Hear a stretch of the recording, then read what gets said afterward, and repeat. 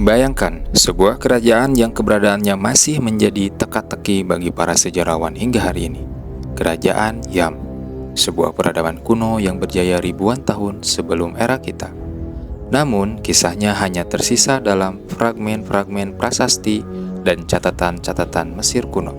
Apa yang membuat kerajaan ini begitu istimewa? Dan mengapa, meskipun kekayaan dan pengaruhnya yang besar, kita hanya mengetahui sedikit tentang mereka?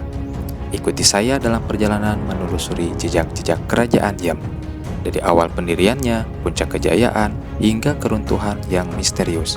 Bersiaplah untuk menyelami salah satu misteri terbesar sejarah Afrika. Halo, selamat datang di channel hari ini. Kali ini, saya akan membahas tentang kerajaan Yam, salah satu kerajaan kuno di Afrika yang masih menjadi misteri hingga kini. Siapa penduduknya, di mana letaknya, dan apa saja yang mereka lakukan. Mari kita simak bersama. Kerajaan Yam adalah kerajaan yang berlokasi di sekitar Sudan atau Chad modern, yang berjaya sekitar 2500 sebelum Masehi hingga 1500 sebelum Masehi. Kerajaan ini dikenal sebagai kerajaan yang mengancam kedaulatan Mesir kuno karena kekuatan dan perdagangannya. Kerajaan Yam pertama kali disebutkan dalam catatan-catatan Mesir kuno pada masa Kerajaan Lama sekitar 2500 sebelum Masehi. Pada saat itu, orang Mesir mengirimkan ekspedisi perdagangan ke Yam melalui Sungai Nil. Ekspedisi ini biasanya berlangsung selama beberapa bulan dan membawa pulang berbagai barang berharga seperti gading, kayu hitam, dan bulu. Salah satu ekspedisi perdagangan terkenal ke Yam adalah yang dilakukan oleh Harkhub, seorang gubernur Mesir Hulu pada tahun 2200 sebelum Masehi.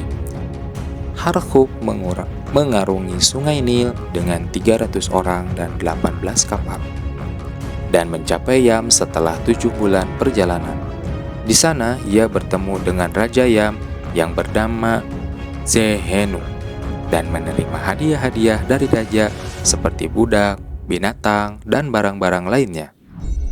Harkhub juga menghadapi serangan dari suku-suku nomaden yang bermusuhan dengan kerajaan Yam, tetapi berhasil mengalahkan mereka.